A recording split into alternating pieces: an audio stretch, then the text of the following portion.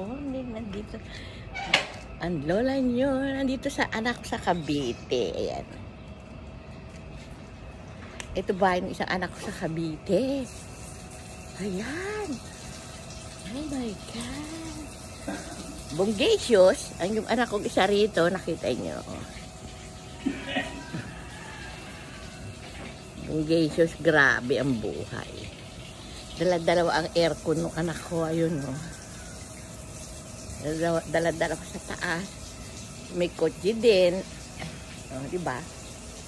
Nandito yung nakatira sa ano. Yan, no. Nakatira sa Camellia, yung isang anak ko. Pupunta kami sa palengke kasi ayun, no, dala-dalawa pa yung aircon ng anak ko. Dalawa sa taas.